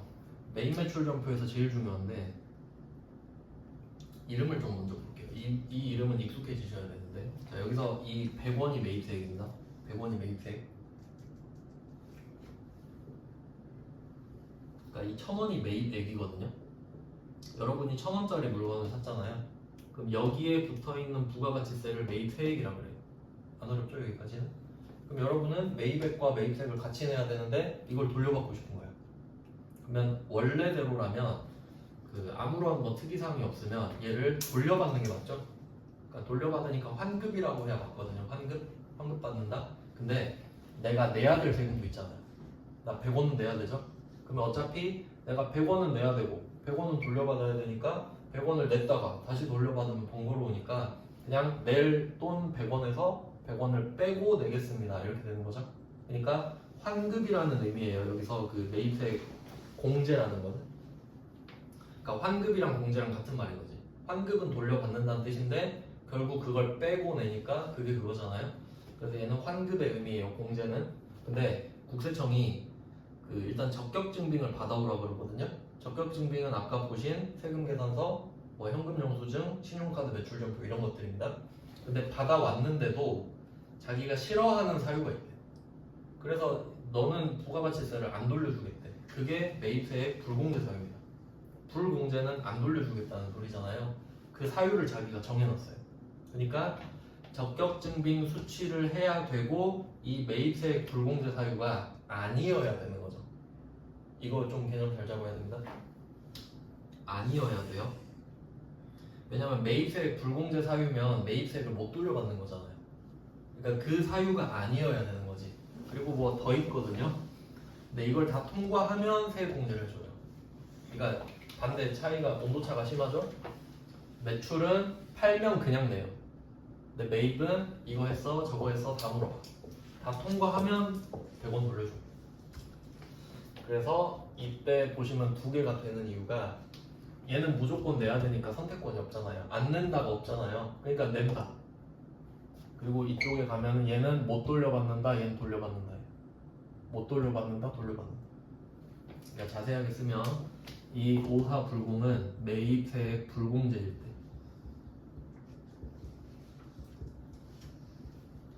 그리고 5일 과세는 매입세액이 공제될 때 이렇게 나눠 쓰는 거죠. 그러니까 이 차이를 이해하셔야 왜 얘는 짝꿍이 두 명인지를 알 수 있는 거예요. 지금 얘는 세금 계산서로 묶여 있는 거거든요. 일단 크게 보면 이렇게 차이가 나요. 크게 보면. 그래서 일단 이 부분이 제일 중요해요. 그럼 이제 논리를 따질 때 왜 제가 안 되는 걸 먼저 써놨냐면, 그냥 상식적으로 생각해 보시면 웬만하면 해줄 거 아니겠어요? 그러니까 이거는 막 안 해주려고 법을 만들진 않았을 거 아니에요. 정말 뭐 특이한 상황일 거예요. 그러니까 얘는 상황이 몇 개 안 돼요. 몇 개 안 되니까 얘를 먼저 걸러내고 그게 아니면 돌려받는다 이렇게 공부를 하는 게 훨씬 편하죠. 개수 차이가 압도적으로 다르니까 뭐 한 4-5개 정도밖에 안 되거든요. 그럼 세금 계산서를 받았는데 그 매입세액 불공제 사유에 해당이 되면 5사 불공이 되는 거예요. 근데 그게 아니면 5일 과세가 되는 거죠. 그러니까 제 생각에는 순서를 바꿔야 맞다고 생각을 해서 바꿔놓은 거예요. 그 부분을 먼저 외우시는 게 편하겠죠? 그게 아니면 아니다 하는 게 훨씬 낫죠. 그래서 세금 계산서는 이렇게 3개가 세트예요. 3개가 세트, 세금 계산서입니다. 그래서 이 부분은 되게 특이한 겁니다. 왜냐면 매입세액을 못 돌려받으면 우리가 관리를 할 필요가 없거든요. 못 돌려받는데 굳이 관리를 할 필요가 없어요. 못 돌려받으니까. 근데 얘는 못 돌려받는데도 굳이 잡습니다. 굳이. 예외에 해당된다고 보시면 돼요. 그리고 이제 나머지들도 보죠. 이제 17번 카바 17번 카바 반대는 57 카바. 이름은 일단 똑같죠. 이름은 22번. 근데 또 똑같지가 않아요. 일단 적어놓고 또 설명드릴게요.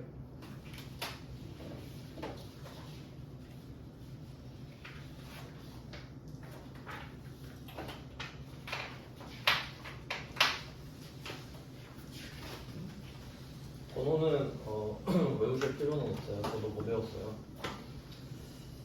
61번. 와, 일단 이렇게 세트를 한번 보죠. 여기까지. 문제는 이제 얘네들인데 이 부분도 좀 중요하거든요. 실제로는 얘 둘은 또 달라요. 그러니까 이름은 똑같잖아요. 그럼 차이가 어떻게 되냐면 역시 이거랑 똑같아요. 자, 매출 쪽은 팔면 무조건 낸다 그랬죠. 그러니까 낸다는 전제가 깔린 뒤에 그 와중에 카드 점수를 줬느냐 현금 영수증을 줬느냐 이거였어요. 그러니까 매출 쪽은 뭐 생각할 필요 없다 그랬잖아요. 근데 매입 쪽으로 오잖아요. 그럼 이게 적격 증빙이에요. 적격 증빙. 적격 증빙은 어떻게 생각하시면 되냐면 적격 증빙은 국세청이 인정하는 증빙이거든요. 국세청이 정해줬어요. 이게 적격 증빙이야 라고. 그러면 적격 증빙은 어떤 식으로 구분하시면 되냐면 일단 세금 계산서가 중요하고요. 그림으로 친다면 이 나머지 부분이 있죠. 세금 계산서 빼고 나머지 부분. 나머지를 그냥 영수증이라고 부르거든요. 근데 이것까지는 안 어렵단 말이에요. 적격 증빙 중에는 세금 계산서가 있고 그게 아니면 영수증이라 한다. 그건 안 어려워요. 근데 그게 뭔지를 알아야죠. 그러면 여기서 말하는 영수증은 여기서 나오는 신용카드 매출전표랑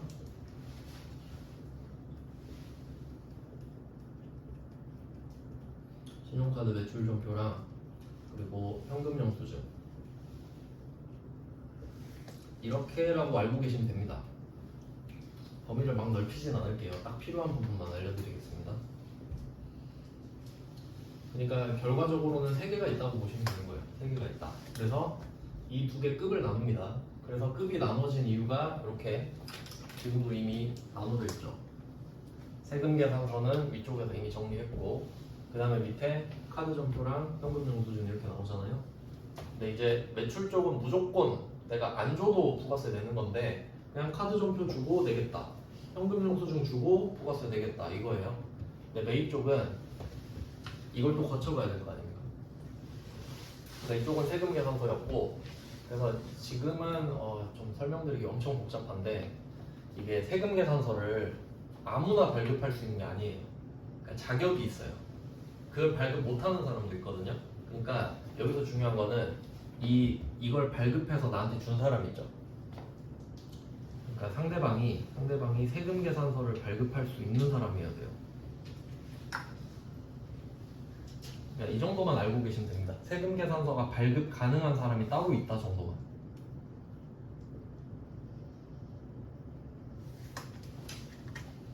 상대방이 세금 계산서 발급 가능 사업자여야만 합니다. 그때만 이게 유효해요. 일단 이 정도 메모해 주시고 이유를 좀 설명을 해드리면 그러니까 뭔가 아무나 발행할 수 있다는 건 아니에요. 세금 계산서도 자격이 필요한 건데 그러면 만약에 내가 그런 사람한테 물건을 삽니다. 여러분 입장으로 볼까요? 예를 들어 내가 뭐 올리브영 같은 데 갔어요. 올리브영 가가지고 카드 결제를 하죠? 그럼 카드 점표를 줄 거 아닙니까? 그럼 거기에 부가세가 포함되어 있어요. 근데 내가 사적으로 사는 거 말고 올리브영 좀 그런 거 다이소로 해야 좀 낫겠다. 그러니까 다이소 가가지고 내가 개인적으로 쓸 물건을 살 수도 있고 예를 들면 또 사업 비품을 살 수도 있잖아요. 내가 뭐 사업을 하고 있는데 사무실에서 쓸 비품을 다이소에서 살 수도 있죠. 그러면 그 비품을 사가지고 그 직원한테 말해요. 여기 세금 계산서 발급해 줄 수 있나요? 그렇게 물어봐. 네 돼요 라고 하잖아요. 그러면 그때 세금 계산서를 발급받을 수 있는 거죠. 근데 굳이 세금 계산서를 안 받고 그냥 카드만 내밀면 카드 전표가 나오잖아요. 그럼 이때 이 논리가 중요해요. 이 사람은 나한테 세금 계산서를 줄 수 있거든요. 줄 수 있다 그랬으니까 그 이유는 모르셔도 돼요. 사유는 줄 수 있다고 했으니까 달라고 하면 줘. 근데 내가 그냥 귀찮으니까 카드 결제를 했어요. 그럼 카드 전표를 받았어. 그러면 원래 줄 수 있는데 그냥 안 받은 것 뿐이죠. 그럼 이때 이 카드 전표는 세금 계산서 역할을 할 수 있어요. 논리 이해되시나요? 사업적으로 때문에 그래요? 네? 사업적으로 때문에 그래요? 사업자 번호 때문에. 아니 방금 그랬잖아요. 무슨 말씀이시죠? 다시 하면은 그 사업자가 그것을 세금 계산서를 발급할 수 있는 사업자이기 때문에 맞아요. 네. 그게 인정이 된다. 네, 맞아요. 그럼 이제 반대로 하면 내가 만약에 물어봤는데 죄송해요, 저희는 안 되는데요. 그냥 이 대답을 들었어요. 근데 내가 이걸 카드로 긁으면 카드 전표가 나오잖아요. 그럼 이 카드 전표에 있는 부가가치세는 못 돌려받아. 그렇게 정해진 거예요. 그러니까 세금 계산서를 발급할 수 있는 능력이 굉장히 중요한 겁니다. 아시겠죠? 그러니까 그것까지 하면 지금 너무 복잡해지니까 말씀은 안 드리는데 그냥 그런 게 있구나 정도는 일단 아시면 돼요. 찾아보는 것까지 하면 너무 복잡해져서. 그래서 결론은 상대방이 세금 계산서를 줄 수 있는데도 내가 안 받았느냐, 못 주니까 못 받은 거냐는 다르다는 거죠. 그러니까 얘는 받을 순 있는데 그냥 안 받은 거야 일 때만 쓰는 겁니다. 근데 얘가 못 주는데 못 받았어. 그럼 이건 적을 수 없어요. 못 돌려받으니까. 못 돌려받으면 관리를 할 이유도 없는 거죠. 논리 이해되시죠? 그러니까 실제로는 이게 되게 중요한 거예요. 그래서 참고로 한번 예를 들어볼까요? 얼마나 중요한 건가? 여러분 시험에도 이제 관련이 있기 때문에 한번 예를 들어봅시다. 그럼 두 가지 케이스로 나눠볼게요. 제가 첫 번째, 상대방이 세금 계산서를 줄 수 있는 케이스다. 그럼 분개를 좀 간단하게 해볼게요. 그럼 뭐 방금 소모품을 그냥 샀다고 합시다. 다이소 가가지고 소모품 B 이렇게 간단하게 보여드리면 만약에 5만 원짜리를 샀어요. 5만 원 이렇게 하고 부가세 대급금 5천 원 뭐 이런 식으로 쓰는 거예요. 뭐 카드 긁었으면 미지급금 이렇게 되겠죠. 카드사 55,000원.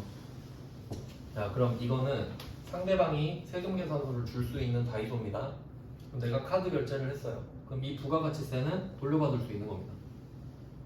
왜냐면 그 다이소는 나한테 세금 계산서 줄 수 있거든요. 근데 그냥 난 카드로 산 것뿐이야. 그럼 이걸 구분기재 해야겠죠? 그럼 여러분은 실제로 이 물건을 5만 원에 산 거거든요.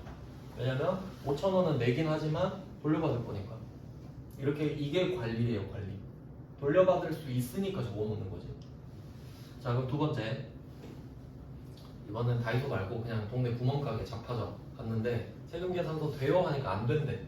근데 나 급해서 일단 사야 돼요. 근데 55,000원 나온 거예요. 그러면 여러분은 이거 카드 전표 받았지만 부가세 못 돌려받는 거 알고 계시죠? 왜냐면 세금 계산서 못 주는 사람이란 걸 확인했으니까. 그럼 여러분 5,000원 못 돌려받잖아요? 그럼 이 물건을 55,000원에 산 거예요. 차이 아시겠나요? 그러니까 대변은 안 바뀌지. 어차피 여러분이 55,000원을 내야 된다는 건 안 바뀌잖아요. 차변만 바뀌는 겁니다. 그리고 부가가치세를 받을 수 있냐 없냐 차이가 엄청 큰 거죠 지금. 자, 근데 이제 전표를 보시면 1번은 메인 매출 전표죠. 왜냐면 지금 관리해야 되잖아요. 돌려받을 수 있으니까. 그럼 여기서는 뭐 57 카과 이렇게 쓴다고 할게요. 돌려받을 수 있을 때 쓰는 겁니다. 얘를. 근데 2번은 못 돌려받죠. 못 돌려받았는데 카드 결제했다고 카바 쓰는 거 아니에요. 얘는 일반 정품입니다. 그냥 관리할 게 없잖아요. 지금 5,000원 돌려받을 거 없죠. 그럼 그냥 55,000원 냈다 끝이에요. 그러니까 얘는 관리 대상이 없기 때문에 일반 정표예요.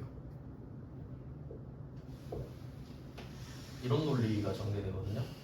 근데 여러분 그 문제에서 고치는 문제가 두 문제 나와요. 그래서 제가 중간에 하나씩 넣어놨잖아요. 수정 전, 수정 후. 금방 문제를 이렇게 낼 수 있는 거지. 내가 1번처럼 분개를 해놨는데 알고 보니까 이 사람 세금 계산서 발급 못하는 사업자더라. 그럼 답 2번으로 바꾸셔야 돼요. 근데 심지어 메인 매출 전표에서 삭제하고 일반 전표로 옮겨 적으셔야 돼요. 아예 전표 자체가 잘못됐잖아요. 이제 그렇게 가면 굉장히 어려운 편이기 때문에 이걸로 장난치면 진짜 어렵거든요. 잘 안 내요.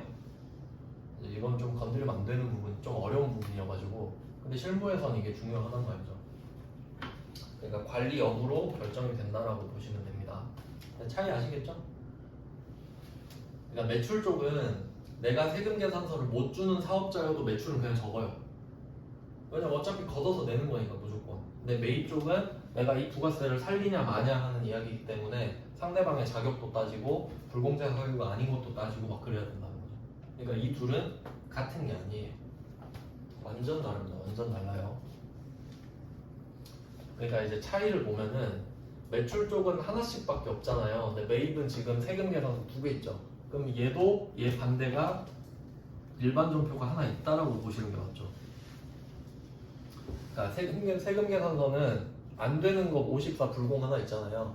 근데 카과 현과 중에 안 되는 것도 있었죠. 그건 일반 전표가 반대편이라는 거지. 메인 매출 전표 안에서 반대가 있는 게 아니라. 그게 좀 어려워요, 이 부분이. 근데 사실 상관없는 게 뭐냐면 여러분 시험에서 만약에 57 카과 61 현과를 주잖아요. 그럼 그냥 상대방은 세금 계산서를 줄 수 있는 사람인 거예요. 그러니까 문제를 낸 거예요. 그러니까 너무 복잡하게 따질 필요는 없습니다. 그냥 이론을 설명드린 거예요. 그냥 너무 막 문제를 푸는 것도 아니니까. 그래서 이런 차이가 있어요. 차이 설명드린 겁니다. 온도차가 심하다는 걸 강조하고 싶은 거예요. 자, 이렇게 보고 그 다음에 또 이렇게 하나씩 비교를 해보면 또 14번 건별이 있었죠. 14번 건별 얘는 심지어 증빙을 발급 안 해도 부가가치세를 내야 된다 이런 컨셉이었죠. 이렇게 좀 3단계로 나뉘는 거 아시겠죠? 세금 계산서, 영수증, 미발급. 그러면 물건을 팔 때는 내가 증빙을 발급 안 해도 부가세 내야 되죠. 근데 매입 쪽은 어떻겠어요? 내가 물건을 샀는데 아무것도 안 받았어. 그럼 국세청이 나한테 부가세를 돌려줄 이유가 있나요? 없죠. 못 돌려받겠죠? 그럼 얘는 그냥 일반 전표겠죠. 못 돌려받으니까. 이런 식으로 정리가 되거든요. 차이가 꽤 많이 나죠. 그러니까 매입이 엄청 중요해요. 그러니까 매출은 사실 논리도 없죠. 그냥 팔면 적는 거니까. 근데 매입은 이걸 어디다 적지? 얼마를 적지? 이런 거 따져야 되잖아요. 그러니까 엄청 중요한 겁니다. 10%는 끝났어요. 여기 10%. 그 다음에 또 이제 붙어 있는 게 수출이랑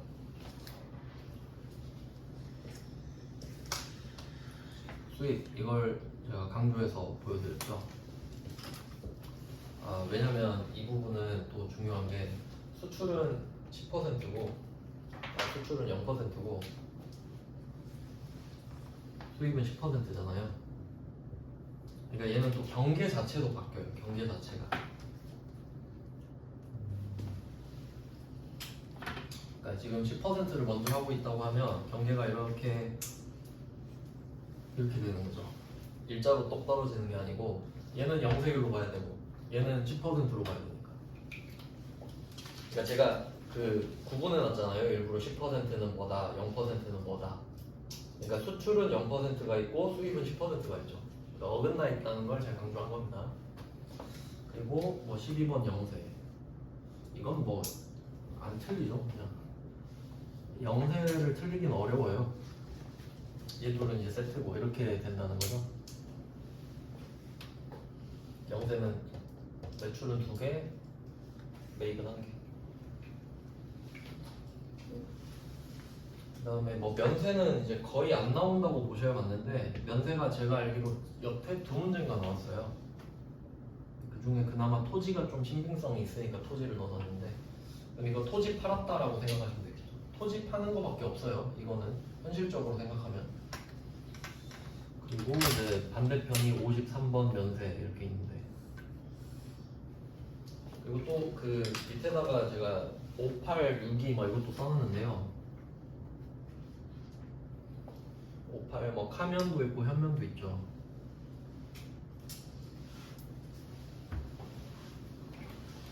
네, 일부러 이쪽은 안 적어놨거든요. 얘도 있긴 있어요. 근데 뭐 면세 자체도 시험에 안 나오는데 그 밑에 뭐 우리가 토지를 그 여기서 이름이 카면 현면은 카드 전표 현금 영수증 이건데 이쪽에 나오는 카과 현과랑 카면 현면이랑 같은 거예요. 근데 그냥 상식적으로 생각하면 우리가 팔 때는 면세 물건 자체를 팔 일이 거의 없어요. 그러니까 13번도 나올까 말까 한 주제거든요. 그러니까 안 넣어도 상관은 없을 정도예요. 근데 한 문제 있었으니까 그냥 넣은 건데 반대로 우리가 면세 물건을 살 일은 꽤 많아요. 그러니까 직원들 밥 줄 때 뭐 쌀도 사야 돼, 야채도 사야 돼, 뭐 그런 거 책도 사야 돼. 그러니까 이건 계산서를 받을 수도 있고 카드 전표를 받을 수도 있고 현금 영수증을 받을 수도 있거든요. 그러니까 이 세 개는 시험에 다 나와요. 파는 건 안 나와. 사는 건 나오고. 그러니까 결론은 매입이 훨씬 더 복잡하다. 이건 결론은 매입이 어렵다. 자, 이렇게 정리를 해놓고 불공제 사유를 알려드리겠습니다. 불공제 사유. 일단 그 간략하게 적어놓긴 했는데 두 번째 페이지를 다 볼 게 아니고요. 여러분은 그 첫 번째 표 왼쪽 위에 매입세 불공제 사유 이 정도만 좀 표시해두세요. 두 번째 페이지에 자료가 많잖아요. 근데 이게 세무 2급까지 염두에 두고 만든 거여가지고 그냥 우리 범위는 첫 번째 표 있죠. 맨 위에 첫 번째 표의 왼쪽 매입세 불공제 사유 이것만 좀 강조해도 돼요. 이 부분만 여러분은 아시면 돼요. 그래서 요거를 알려드리겠습니다. 먼저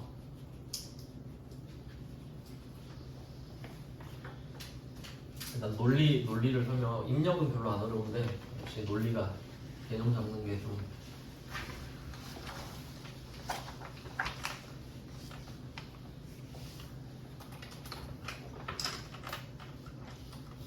불공제 사유를 하나씩 볼게요. 제가 그 말씀드린 것만 표시해 놓으시면 됩니다. 시험에 나오는 것만 제가 말씀드릴게요. 매입세 불공제 사유로 가셔서 일단 아닌 거는 제가 그냥 이유 말씀드리고 제낄게요. 첫 번째 거를 보시면 양광 1번 있죠? 세금계산서 미수령 또는 부실비제분 써 있는데 당연히 안 되겠죠? 세금계산서를 안 받았는데 세액공제 해주세요. 그러면 안 되겠잖아요. 근데 이건 시험에 안 나오겠죠? 세금계산서를 안 받았다 이런 문제는 안 나오니까 그래서 그냥 알고만 계시면 돼요. 그 다음에 두 번째 것도 그냥 뭐 우리는 지금 몰라도 되고요. 3번에 그 밖에 매입세 불공제 항목 이걸 할 겁니다. 그러니까 받았는데도 안 되는 거라는 뜻이거든요. 이제 그 중에 표시하셔야 될 게 그 밑에 동그라미 2번에 토지 조성 등을 위한 자본적 지출 관련 매입세 이거 엄청 중요하고요. 토지 조성 등을 위한 자본적 지출 관련 매입세. 그 다음에 3번 면세사업 등 관련 매입세 이건 그렇게 중요한 건 아닌데 방금 위에 토지랑 개념이 좀 비슷해서 설명용으로 쓰겠습니다. 시험에서 중요하진 않아요. 그 다음에 4번 이게 중요합니다. 비영업용 소형 승용 자동차 구입 임차 유지. 그러니까 지금 토지랑 자동차 이 두 개 진짜 시험에 잘 나오고요. 그 다음에 5번 사업과 직접 관련 이것도 시험에 잘 나옵니다. 사업이랑 관련 없는 거죠. 당연히 안 해줘야겠죠. 사업이랑 관련 없으니까. 그 다음에 6번 기업 업무 추진비 이렇게 4개 정도만 알면 되겠네요. 이 4개를 가지고 설명을 해드리겠습니다.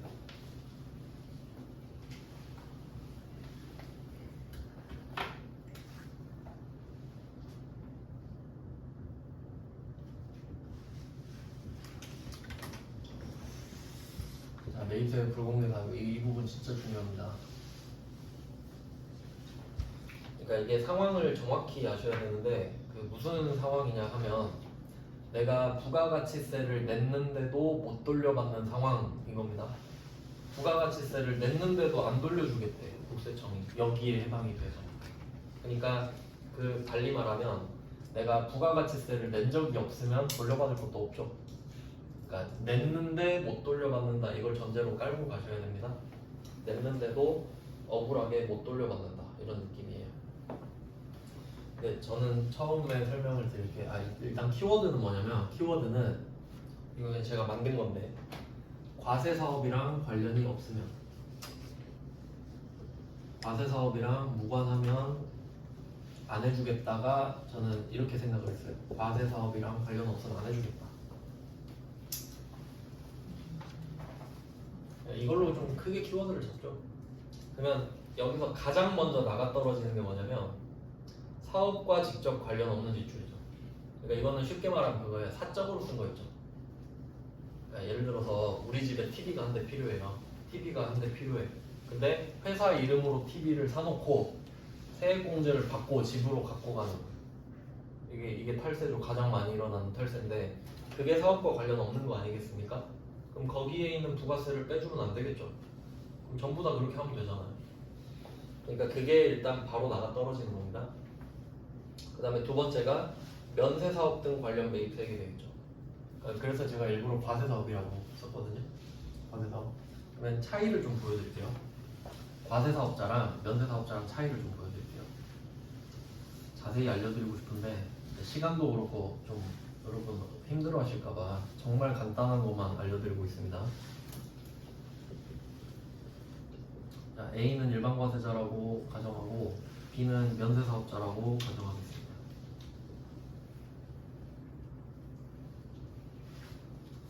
여기서 그래도 필요한 거를 좀 정리를 해볼게요. 자, 일단 과세사업자는 국세청이 얘한테 세금을 부과하는 거예요. 세금을 부과. 너 물건 팔면 부가세 걷어서 나한테 갖고 와 라고 한 게 일반과세자입니다. 그러면 이제 그 사람들은 물건 팔 때마다 걷어서 내겠죠. 그럼 이 사람들은 의무가 있죠. 이 물건을 한번 1,000원에 팔아봅시다. 1,000원에 팝니다. 그러면 이제 두 가지 상황이 있어요. 우리 둘 다 배웠는데 국 내에서 물건을 팔면 여러분은 이 물건을 팔 때 1,100원을 받으셔야 됩니다. 그리고 이제 100원을 내야겠죠. 두 가지로 분리해 볼게요. 국내에서 팔면 1,100원에 파셔야 돼요. 근데 방금 수출 배우셨죠? 수출. 우리가 수출할 수도 있잖아요. 그럼 수출하면 0%로 팔았죠. 그럼 그때는 세금이 0이에요. 그러니까 두 가지로 보셔야 된다는 거지. 그러니까 과세잖아요. 과세는 10%, 0% 두 개 있는 거예요. 0%도 과세인 거야. 근데 결과적으로 0이잖아요 라고 할 수 있는데 이름이 면세사업자라는 애가 있죠. 면제됐죠. 이 사람은 면제됐어요. 그러니까 아예 안 내는 거예요. 근데 0은 0이 있는 거예요. 그러니까 이게 다른 겁니다. 그러니까 과세에는 10%랑 0%가 있다 이렇게 하셔야 돼요. 자, 일단 매출은 두 가지 케이스가 있다고 보시고 이제 물건을 한번 사보죠. 그럼 이건 팔고 뭐 다른 비품을 하나 샀다고 합시다. 700원짜리 70원을 냈어요.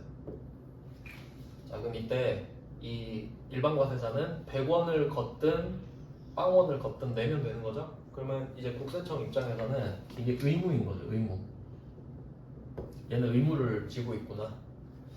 그러면 얘가 사업을 할 때 700원짜리 물건을 770원에 샀잖아요. 그럼 권리도 주는 겁니다. 얘가 물건을 팔 때마다 부가세를 걷어서 나한테 갖다 주니까 얘가 물건을 살 때 낸 부가가치세는 돌려줘야겠다 이런 논리예요. 그러니까 의무가 있으니까 권리도 줘야겠다 이런 느낌이죠.